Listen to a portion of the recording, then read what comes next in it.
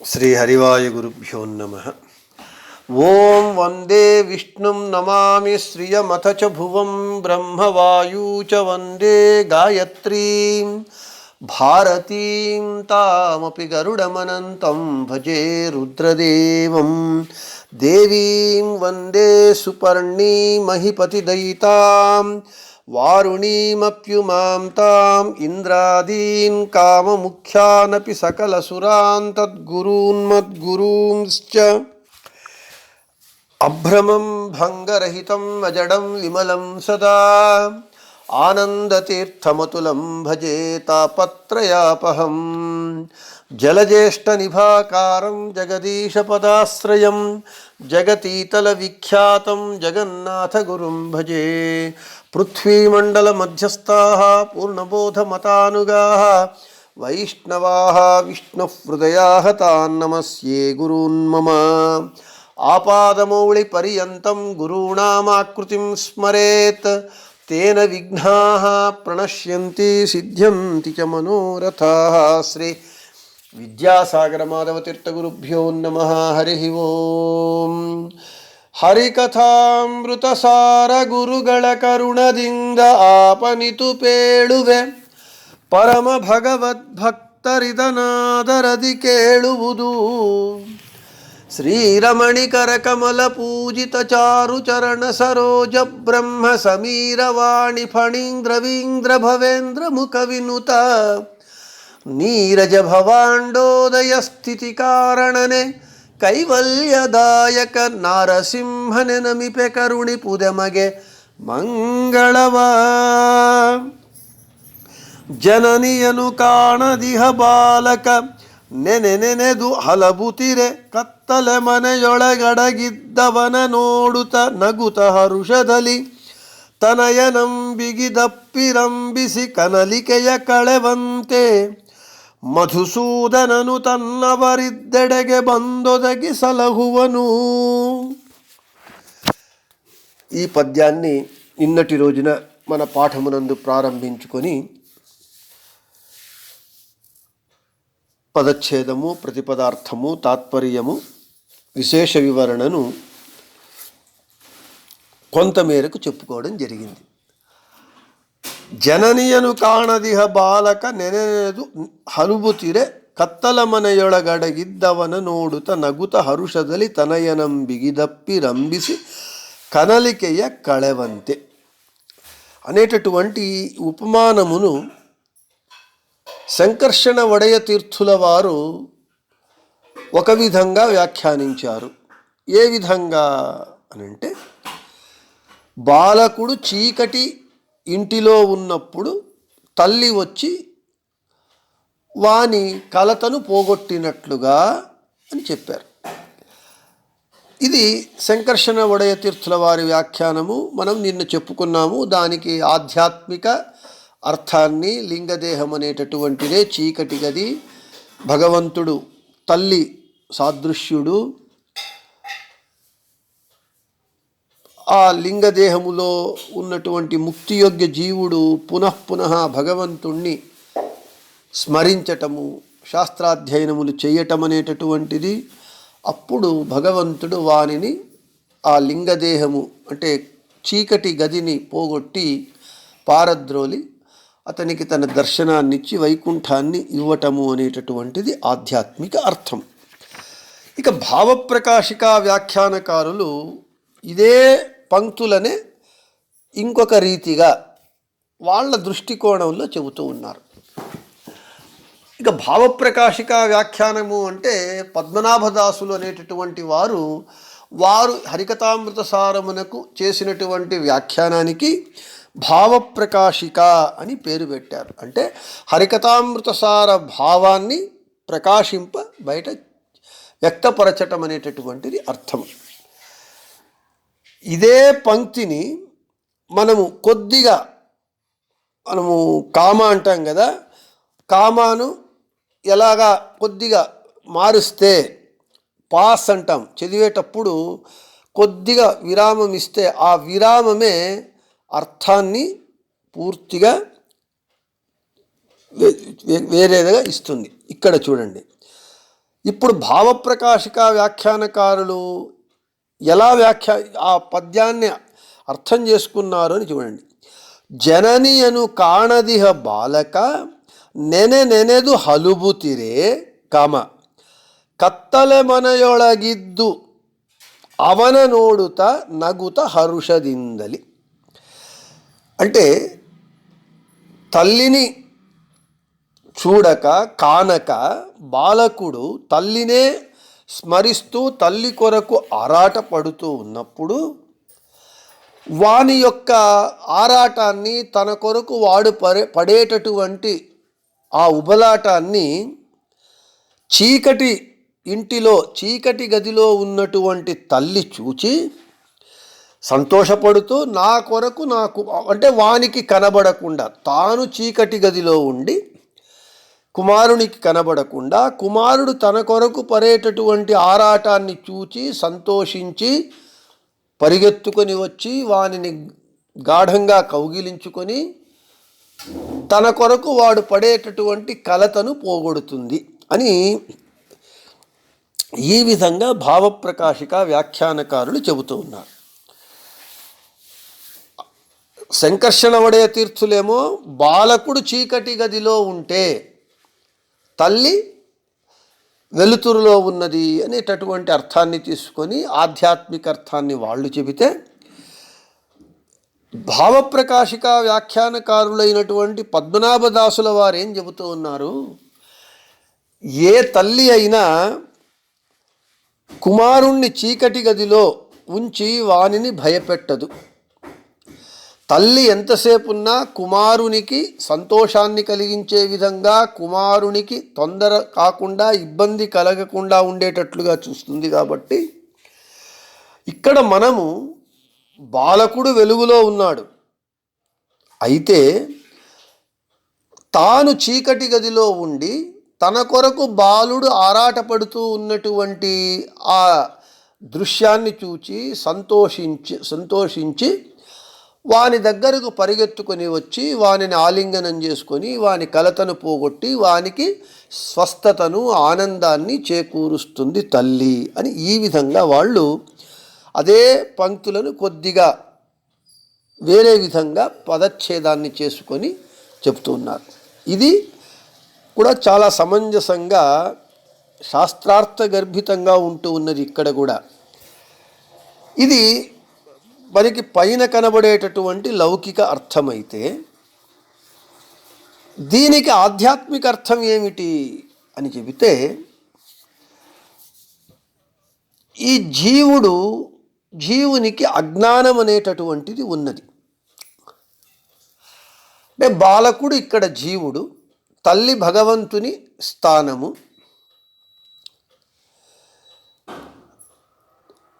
ఆరాటపడటం అనేటటువంటిది భగవంతుణ్ణి స్మరించటము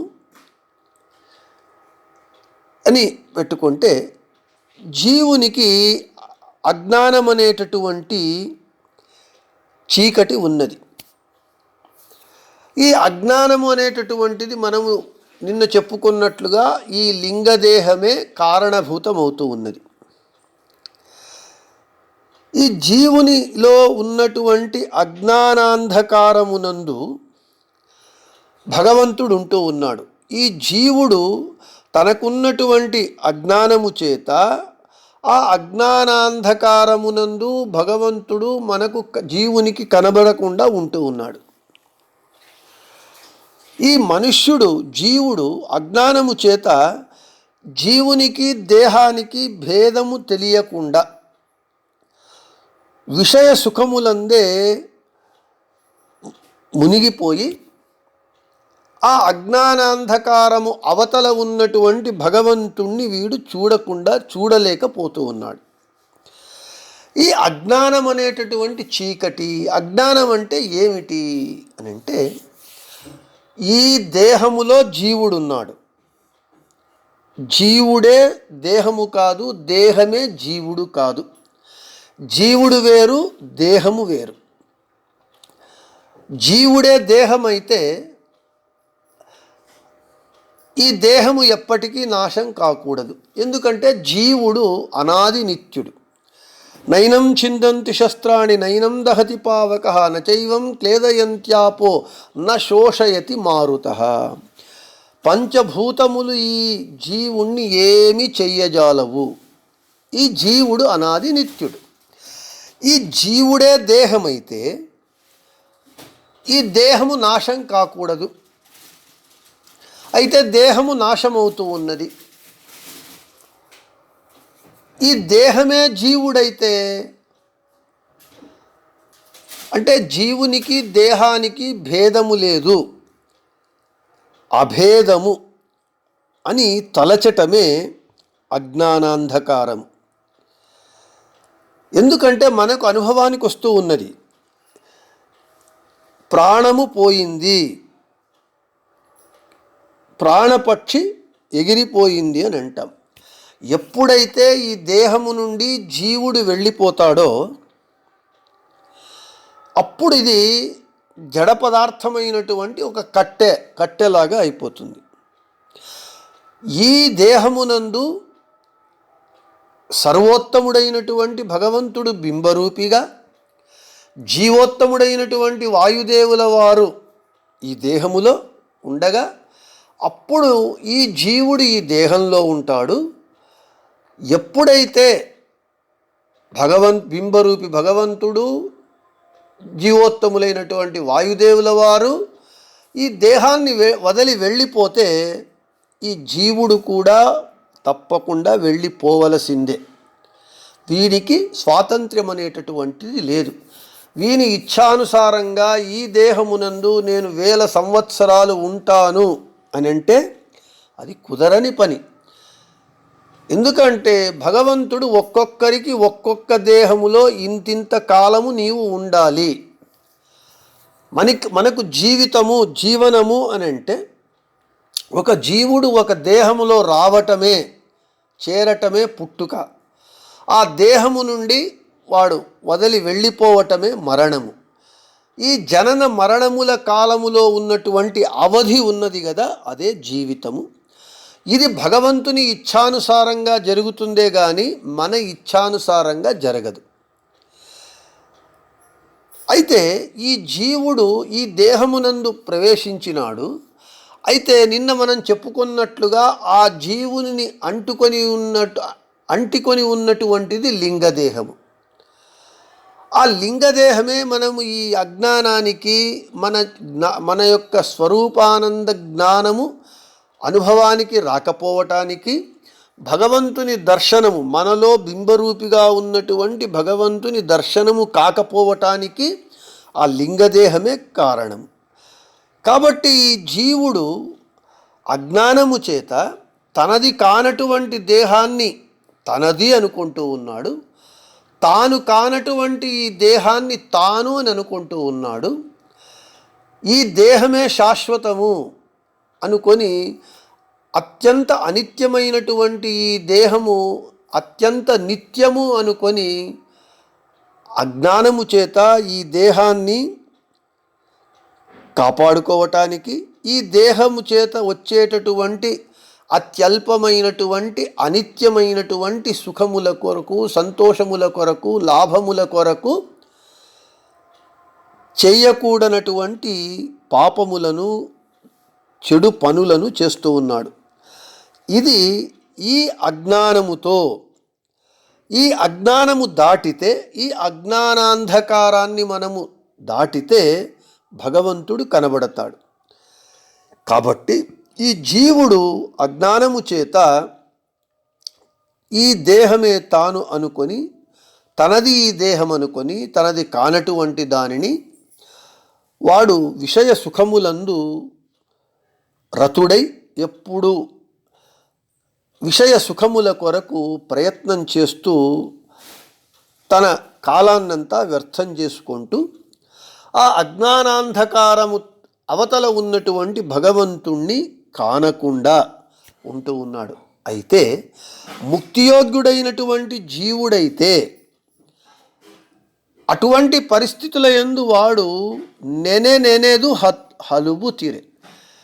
ఇక్కడ అజ్ఞానం అనేటటువంటి అంధకారము తరువాత ఉన్నటువంటి తల్లి సదృశమైనటువంటి భగవంతుని కానకుండా ఈ ముక్తియోగ్య జీవుడు నెనెదు హలుబుతిరే, ఆ కనబడనటువంటి భగవంతుణ్ణి పునఃపునః స్మరిస్తూ ఏ విధంగా శాస్త్రాధ్యయనము చేస్తూ, అధ్యాపన చేస్తూ, ధ్యానం చేస్తూ, జపిస్తూ, అర్చిస్తూ, పూజిస్తూ వాని కొరకు వీడు ఆరాట పడుతుంటే అప్పుడు అజ్ఞానాంధకారము అవతల ఉన్నటువంటి భగవంతుడు ఏం చేస్తాడు, చీకటి గదిలో ఉన్నటువంటి తల్లి ఏ విధంగా తన కుమారుడు తన కొరకు పడేటటువంటి ఆరాటాన్ని చూచి సంతోషపడి పరిగెత్తుకొని వచ్చి వాణ్ణి కౌగిలించుకొని వానిని ఎలా సమాధానపరుస్తుందో, అదేవిధంగా భగవంతుడు వీని యొక్క తన కొరకు వీడు పడేటటువంటి ఆరాటాన్ని చూసి ఆ అజ్ఞానాంధకారమును పారద్రోలి తాను తన భక్తుడైనటువంటి ముక్తియోగ్య జీవుడైనటువంటి వానికి దర్శనాన్ని ఇచ్చి అప్పుడు వానికి జ్ఞానజ్యోతి వస్తుంది. అంటే ఎప్పుడైతే వాడు భగవంతుణ్ణి పూజిస్తాడో, అర్చిస్తాడో, భగవంతుని జ్ఞానం వస్తుందో, భగవంతుని జ్ఞానం అనేటటువంటి వెలుతురు ఎప్పుడు ప్రసరిస్తుందో వానికి, అప్పుడు ఈ అజ్ఞానాంధకారము పోయి అవతల ఉన్నటువంటి భగవంతుడు వానికి కనబడతాడు. అదే బింబాపరోక్షము. ఈ అజ్ఞానం అనేటటువంటి అంధకారము పోతే, ఈ అజ్ఞానం అనేటటువంటి అంధకారానికి కారణభూతమైనటువంటి ఆ లింగదేహము భంగమైపోతే అప్పుడు మన హృదయ కమలములో ఉన్నటువంటి మన కొరకు ప్రత్యేకంగా ఉన్నటువంటి బింబరూపి భగవంతుడు వీని ఆతురకు, భగవంతుణ్ణి చూడాలి అనేటటువంటి వీని తపనకు వాడు మెచ్చి వాని దర్శనాన్ని ఇస్తాడు. దర్శనాన్నిచ్చి వానికి సంతోషాన్ని కలిగించి అనుగ్రహించి వానిని తన స్థానమైనటువంటి వైకుంఠమునకు తీసుకెళతాడు. ఈ విధంగా భావప్రకాశికా వ్యాఖ్యానకారులు ఆ దృష్టాంతాన్ని తద్విరుద్ధంగా బాలకుడు చీకటి గదిలో కాకుండా తల్లి చీకటి గదిలో ఉన్నట్లుగా దానిని చెప్తూ అదే ఆధ్యాత్మిక అర్థాన్ని ఇక్కడ కూడా చెబుతూ ఉన్నారు. కాబట్టి మొత్తానికి పద్యం మనకి ఏం చెబుతూ ఉన్నది, భావప్రకాశికా వ్యాఖ్యానకారుల ప్రకారము జీవుడు తనకున్నటువంటి అజ్ఞానము చేత జీవునికి దేహానికి తేడా తెలియకుండా దేహమే జీవుడు, జీవుడే దేహం అనుకొని పాప కర్మలను చేస్తూ ఉంటూ భగవంతుణ్ణి చూడలేకపోతాడు. అయితే ముక్తియోగ్య జీవుడు వానికి ఉన్నటువంటి స్వాభావికమైనటువంటి సాత్విక గుణము చేత భగవంతుని కొరకు ఆరాటపడతాడు. ఆరాటపడినప్పుడు ఆ భగవంతుడు ఆ అజ్ఞానమనేటటువంటి అంధకారానికి కారణభూతమైనటువంటి లింగదేహాన్ని నాశనము చేసి తన దర్శనాన్నిచ్చి అనుగ్రహిస్తాడు అని ఈ విధంగా భావప్రకాశిక వ్యాఖ్యానకారులు జననియను కాణదిహ బాలక నెనెదు ಹಲುಬುತಿರೆ ಕತ್ತಲ ಮನೆಯೊಳಗಿದ್ದು ಅವನ ನೋಡುತ್ತ ನಗುತ್ತ ಹರುಷದಿಂದಲಿ ಬಿಗದಪ್ಪಿ ರಂಭಿಸಿ ಕನಲಿಕೆಯ ಕಳೆವಂತೆ మధుసూదనును తన్నవరిద్దెడಗೆ ಬಂದು ಒದಗಿ సలహువను. ఇది భావప్రకాశిక వ్యాఖ్యానకారుల వారి యొక్క వ్యాఖ్యానమైతే, ఇక మధుసూదనను తన్నవరిద్దెడಗೆ ಬಂದು ಒದగి సలహువను. తల్లి ఏ విధంగా తన కుమారుడు తన కొరకు ఆరాటపడుతూ ఉంటే తనను చూడలేక తాను కనబడకపోయినప్పుడు బాలకుని వద్దకు తల్లియే వచ్చి ఏ విధంగా వానికి మనస్సుకు ఆనందాన్ని కలిగిస్తుందో, అదేవిధంగా మధుసూదన నామకుడైనటువంటి భగవంతుడు ఎవరైతే తన భక్తులు తన కొరకు ఆరాటపడతారో వారి వద్దకు తానే వచ్చి వారిని రక్షిస్తాడు. ఈ పంక్తికి విశేషమైనటువంటి ఒక కథ, భక్తుని కథ ఉన్నది. దీనికి విశిష్టమైనటువంటి అర్థాన్ని మనం రేపటి పాఠమునందు చెప్పుకుందామని చెబుతూ శ్రీకృష్ణార్పణమస్తు, మధ్యేశార్పణమస్తు, అందరికీ శుభమస్తు.